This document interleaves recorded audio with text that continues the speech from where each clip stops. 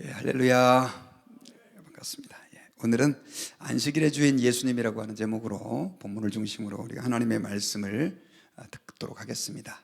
마가복음 계속해서 우리가 말씀을 듣고 있는데 오늘은 안식일에 대한 말씀입니다.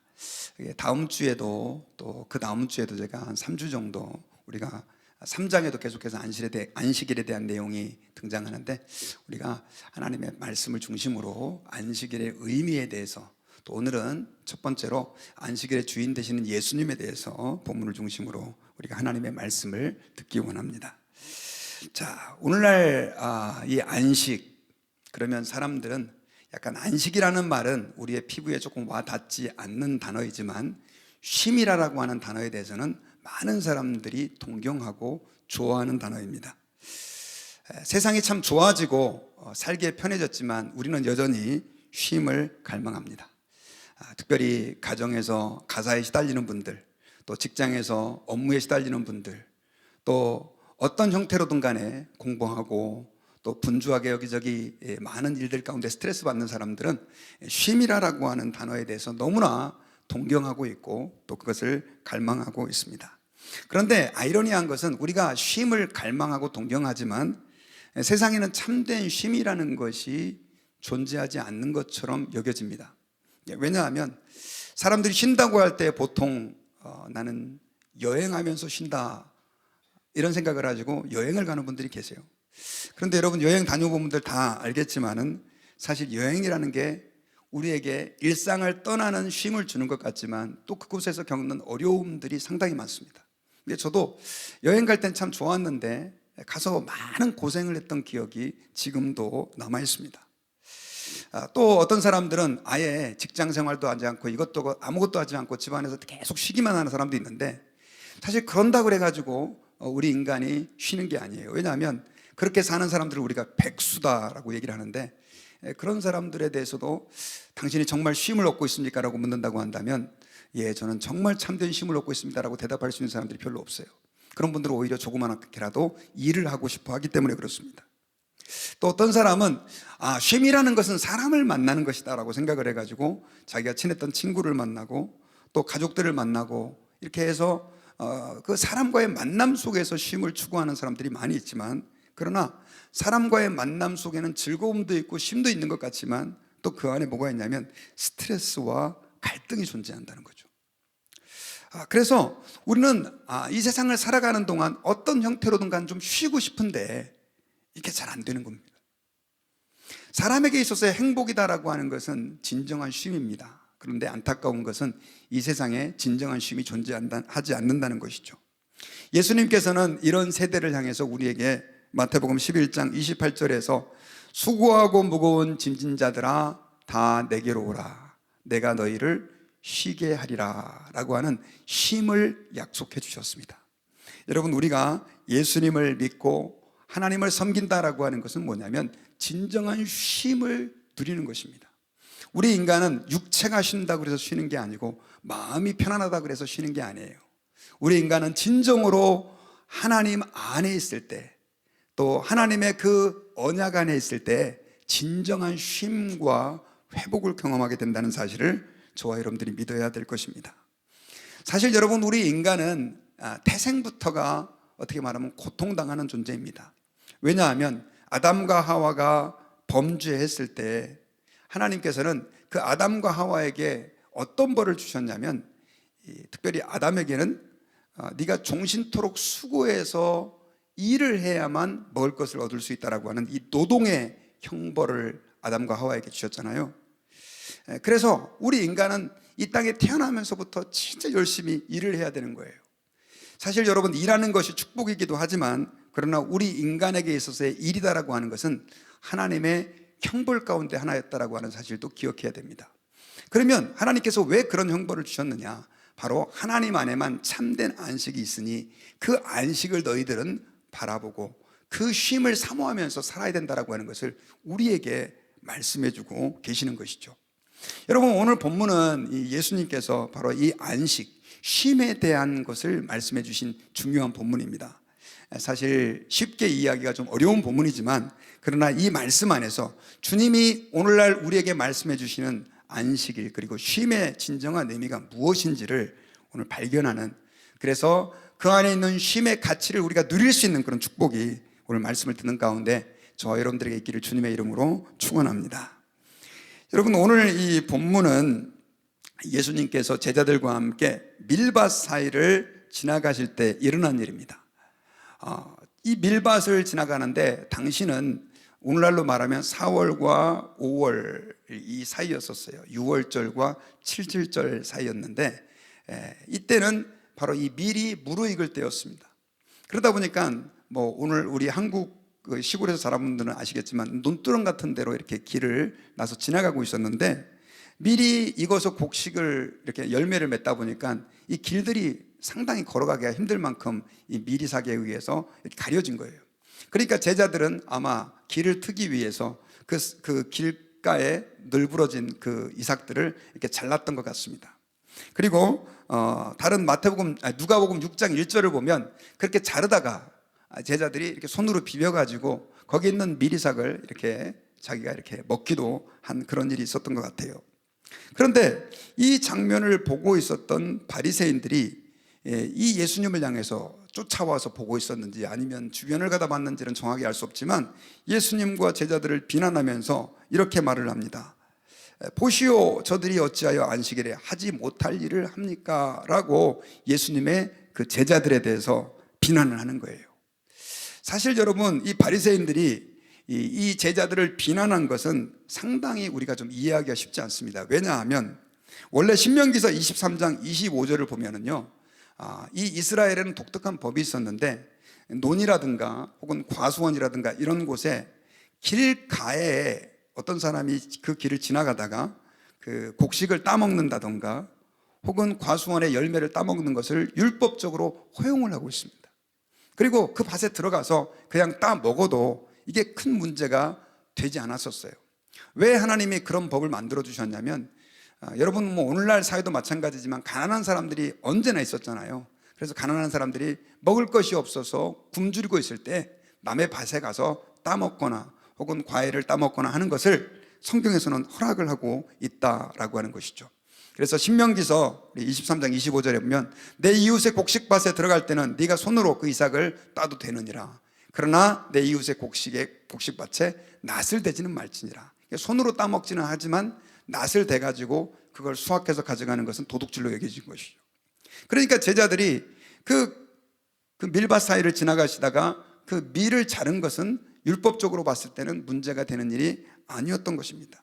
그럼 바리새인들이 왜 이걸 문제로 삼았느냐? 바로 제자들이 이 안식일 날 그 일이 일어났다라고 하는 것 때문에 바리새인들과 또 이 다른 사람들은 이거에 시비를 건 거예요. 무슨 말이냐?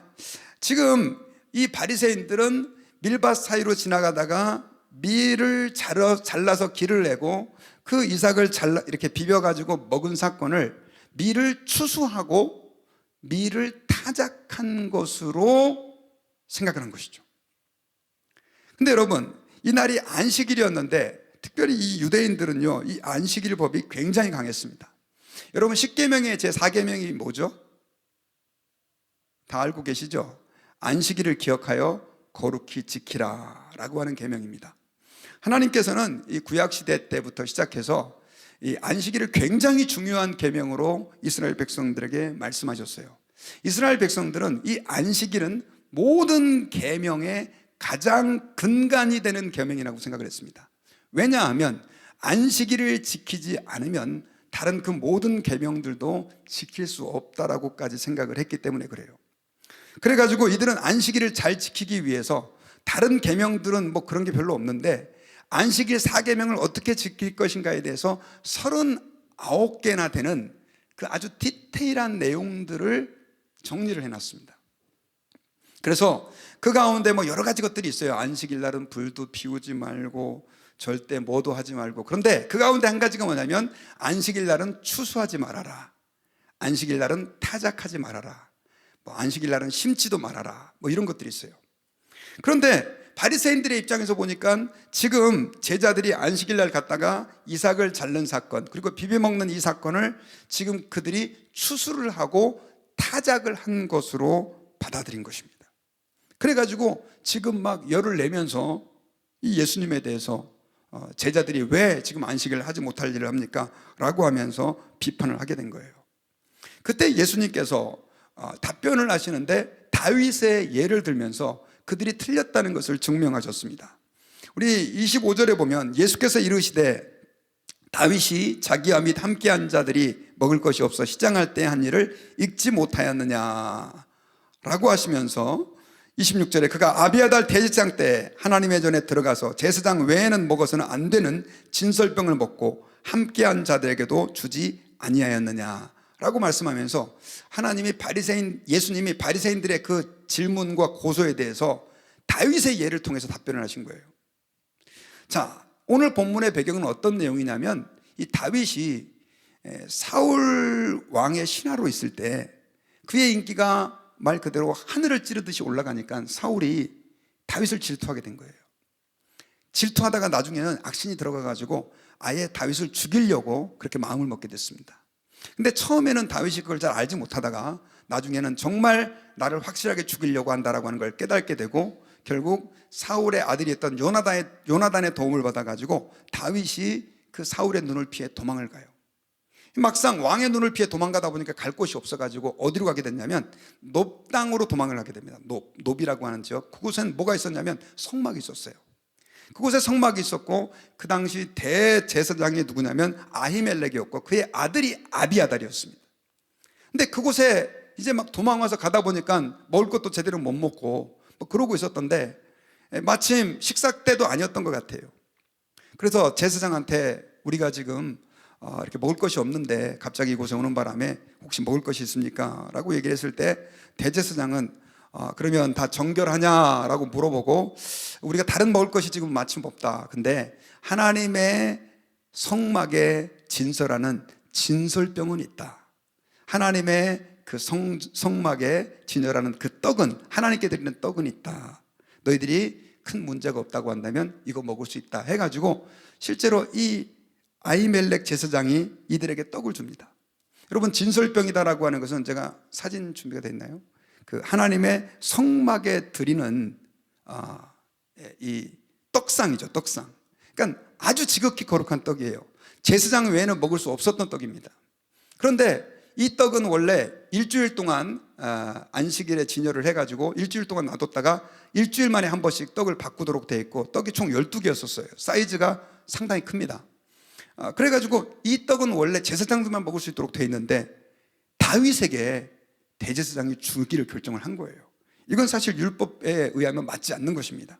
그런데 이렇게 진설병을 갖다가 대제사장이 주게 되고 그리고 다윗과 그와 함께한 자들이 이 진설병을 먹었다라고 하는 것을 이야기합니다. 그러면서 예수님께서 무엇을 얘기하냐면 자 27절 같이 한번 읽어보십시다. 시작. 안식일이 사람을 위하여 있는 것이요 사람이 안식일을 위하여 있는 것이 아니니. 28절. 이러므로 인자는 안식일에도 주인이니라 라고 하는 이야기를 해요.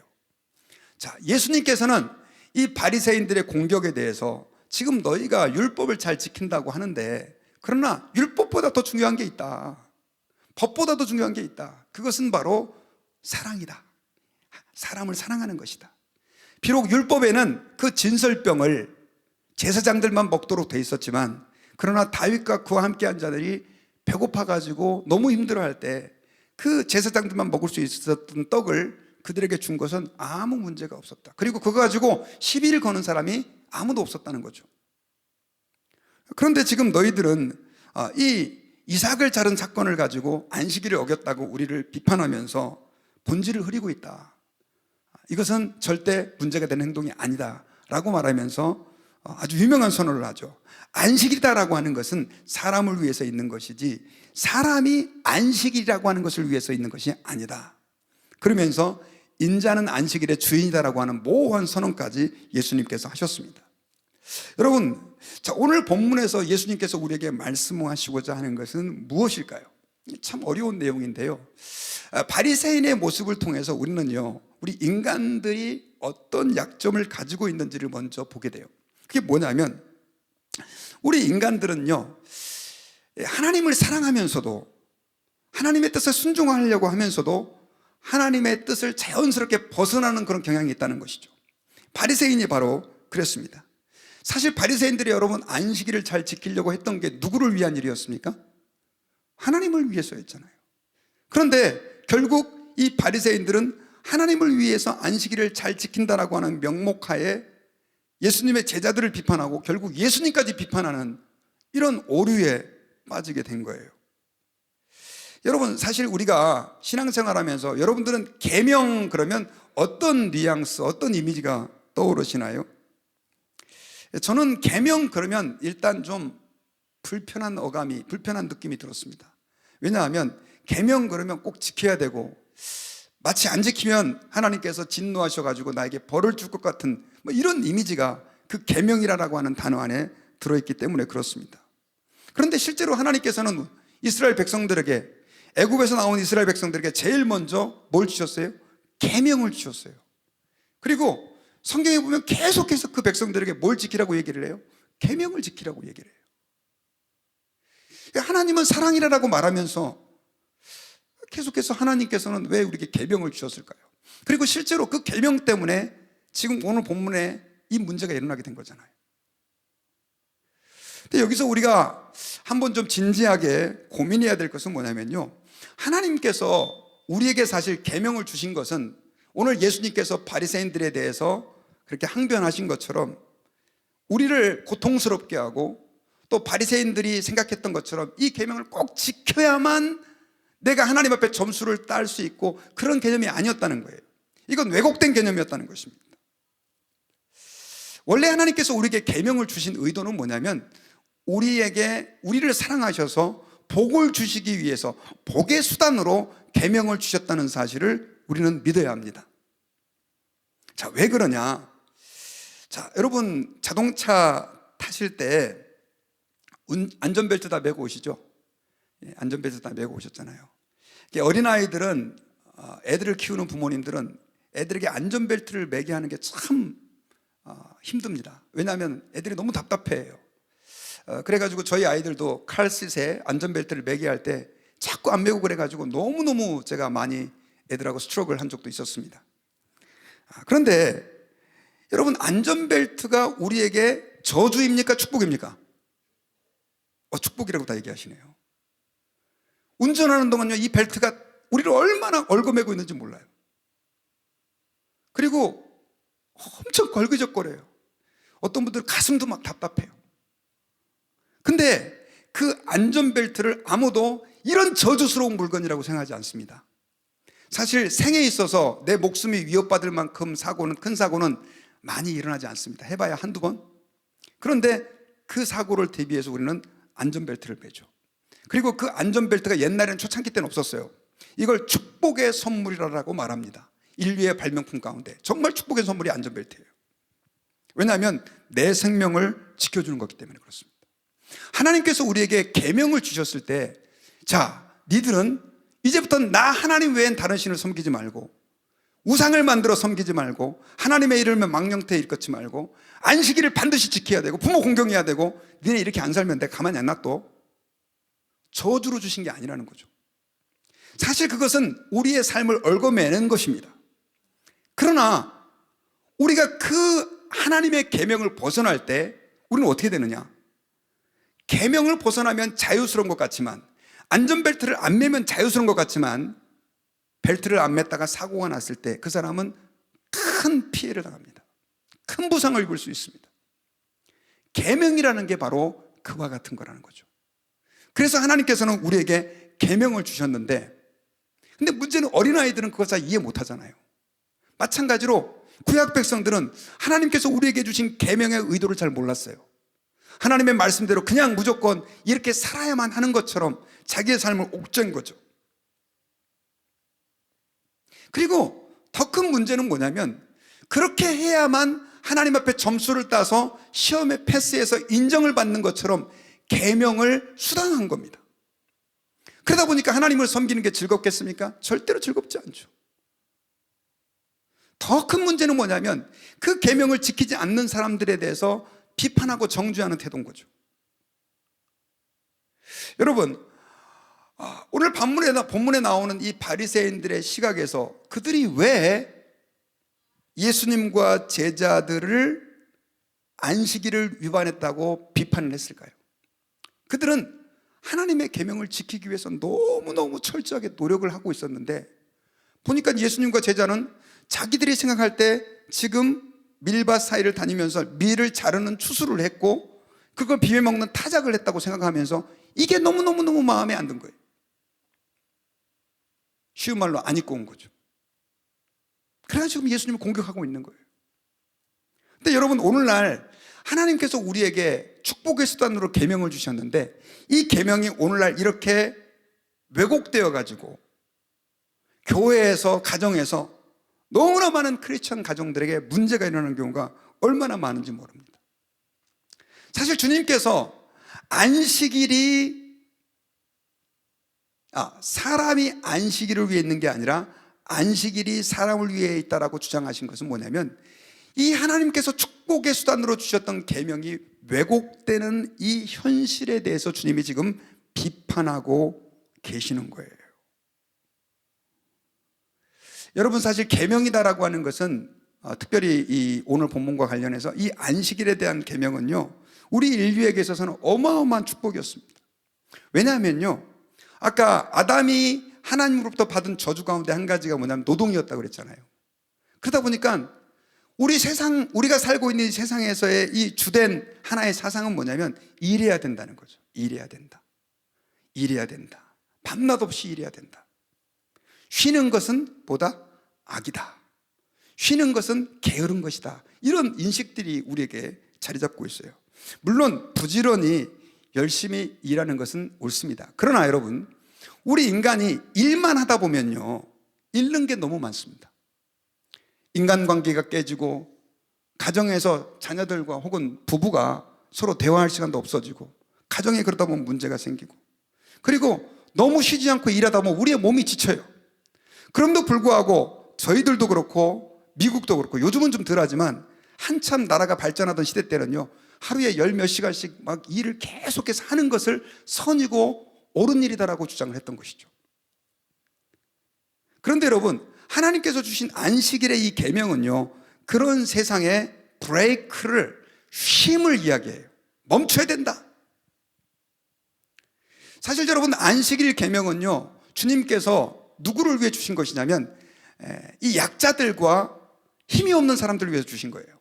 왜냐하면 힘이 있는 사람들은 어차피 그 노동하는 사람들이 따로 있기 때문에 그렇게 많이 힘들어 고생하지 않습니다.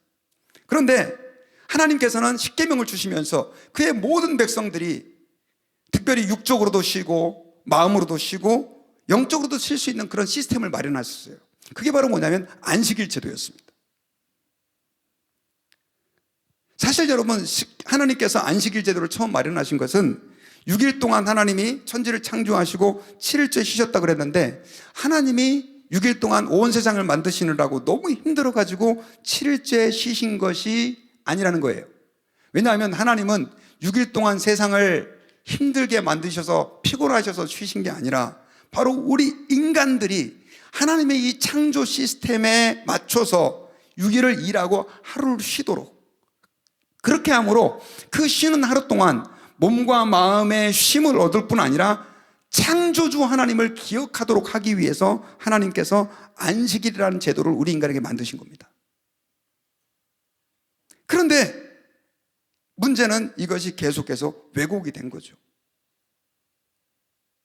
사람들을 비판하고 오히려 그것을 정죄하는 수단으로 사람들 사이에서 말 그대로 오해되었다라고 하는 것입니다.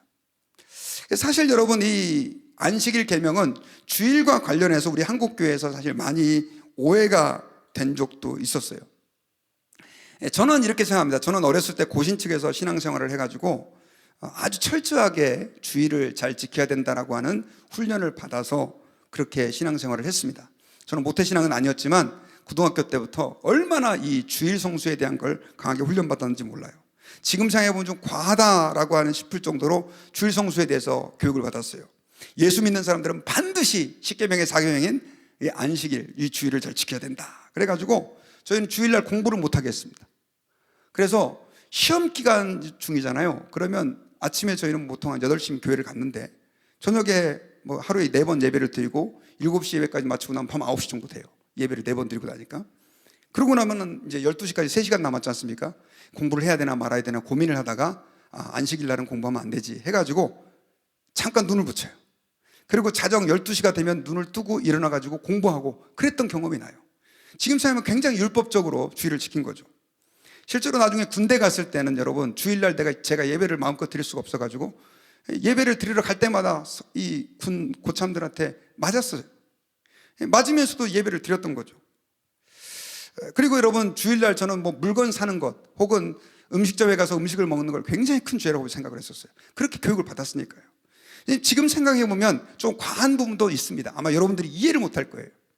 그런데 생각해 보니까 그때 그 받았던 교육들이 지금까지 제 신앙을 지키는 데 있어서 굉장히 큰 힘이 됐고 동력이 되었다라고 하는 것을 느끼고 있어요.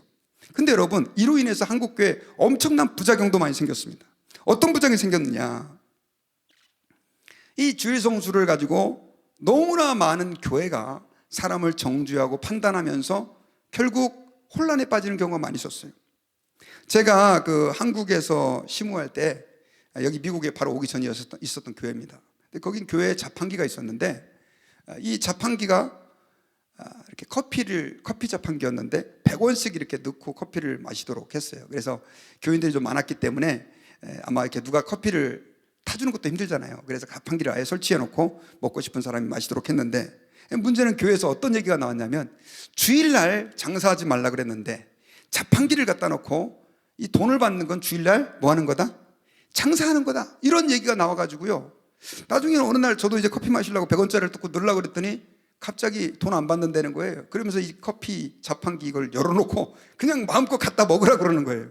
그래서 나중에 알아봤더니 주일날 장사하면 안 된다 그래가지고 커피 자판기를 공개했다는 거예요. 정말 웃기는 얘기지만 그게 그때 저희 교회에서는 굉장히 큰 이슈가 됐었습니다. 그리고 제가 대구에서 사역을 할 때 전도사 때였는데 그때는 여러분 담임 목사님이 신방을 가는데 주일날 환자가 생겼는데 이 환자를 신방하러 갈 때 보통 어떻게 합니까? 뭐 음료수라도 사갖고 가잖아요. 사갖고 갔는데 나중에 이 장로님들이 담임 목사님이 주일날 물건 샀다고 그래가지고 교회가 난리가 났습니다. 그래가지고 막 뭐 목사님한테 큰 소리 왔다 갔다 하고요. 전 지금도 기억나요. 저희 사무실에 제가 이렇게 있었는데 그 사무실 오른쪽 벽에 바카스를 한 백여 박스를 넘게 아예 그냥 사다 놓은 것 같아요. 그런 일이 생겨가지고 주일날 뭐 사면 안 된다고 그래가지고. 그리고요 더 심각한 얘기는 제가 여러분한테 한번 말씀드린 적이 있었던 것 같은데 제가 신학교 다닐 때 그 전설적인 교수님이라고 한 분 계셨습니다. 박윤선 박사님이라고. 아마 김태중 목사님은 그분한테 배우셨는지 모르겠습니다. 근데 이 박윤선 박사님이 계신데 이분이 원래는 그 고신 측의 신학교의 교장으로 계셨어요. 그런데 이분이 뭐 목회를 하는 분은 아니었고 신학교 교장으로 계시다 보니까 그리고 참 존경을 받는 분이셨습니다. 한국 신학교에 어떻게 말하면 기틀을 놓으신 분이라 얘기를 해도 과언이 아니에요. 근데 이분이 어느 날 선교사님이 이제 출국을 하시게 돼가지고 그분을 이렇게 말 그대로 마중을 나가신 거예요. 근데 그날이 공교롭게도 언제냐? 주일이었던 것입니다. 그러니까 이 박윤선 박사님은 그 선교사님을 아침에 이른 시간이었으니까 마중을 보내고 그리고 이제 와서 예배를 드리려고 했는데 문제는 부둣가에서 이 초병이 무슨 이유 때문인가 이게 배를 지연시킨 거예요. 그래가지고 결국은 배가 늦게 지연이 되는 바람에 할 수 없이 예배 시간이 다 돼가지고 거기서 그 선교사님과 그 박윤선 박사님이 함께 그 선상에서 예배를 드리고 이분은 이제 나중에 그냥 오게 된 거죠. 그러니까 이제 공예배에 참석을 못하게 된 겁니다. 근데 이걸 갖다가 다른 목사님이 알게 됐어요. 알게 돼가지고 신학교 이사회에 회부가 됐습니다. 그러면서 목사님 주일성수법을 위반하셨습니다. 그래가지고 결국은 이것 때문에 그 목사님이 그 학교 교장을 사표하고 학교를 그만둬야 됐었어요. 이게 1960년도에 있었던 한국교회의 실상입니다. 자, 여러분들 어떻게 보십니까? 저는 한국교회가 바리새인들처럼 율법을 지키기 위해서 그렇게 주일성수법을 만들어가지고 사람을 고통스럽게 하고 그런 말 그대로 법을 철저하게 지키려고 그렇게 했다고 생각하지 않습니다. 주일성수는 한국교회에 너무나 좋은 하나의 전통이었습니다. 근데 문제는 제가 지금 몇 가지 예를 들은 것을 보면 사실 그게 지금 생각하면 별거 아닌 거잖아요. 그런데도 불구하고 우리는 그 좋은 것을 가지고도 이렇게 악용해서 사람들을 고통스럽게 하고 오히려 문제를 만들어내는 그런 경향들을 우리가 가지고 있다라고 하는 것입니다. 이러한 모든 상황들에 대해서 우리가 오늘 기억해야 될 말씀이 있습니다. 그건 뭐냐면 하나님께서 주신 계명과 법이다라고 하는 것은 결국 누구를 위해서 하나님이 주신 거냐? 사람을 위해서 주신 거예요. 이걸 우리가 절대 잊어버리면 안 됩니다. 안식일이 사람이 안식일을 위해서 있는 것이 아니라 안식일이 사람을 위해서 있다. 이 말은요, 우리가 신앙생활할 때 절대 잊어버려서는 안 되는 한 가지 원칙이 있다는 거예요. 그게 뭐냐면 바로 사람의 가치입니다. 우리는 교회에서 여러분 늘 듣습니다. 우리는 죄인이요, 우리는 하나님 앞에서 별 볼 일 없는 존재요, 영원히 멸망받을 존재였는데 하나님이 사랑해서, 그래서 우리가 은혜 받아서 주님의 백성이 했다, 이렇게 이야기를 한다. 그래서 어떤 분들은요, 사람 자체에 대해서 사람이 얼마만큼 귀하고 소중하다는 사실을 잊어버리고 신앙생활하는 사람이 너무 많습니다. 근데 여러분 반대로 기억하셔야 돼요. 그렇게 부패하고 그렇게 못되고 그렇게 연약한 우리 인간을 위해서 하나님께서 그분의 독생자 예수님을 이 세상에 보내셨고, 그렇게 아무것도 아닌 나를 위해서 예수님을 십자가에 못 박아 죽게 하실 만큼 나는 존귀한 존재였다는 거죠. 여러분 이걸 믿으십니까?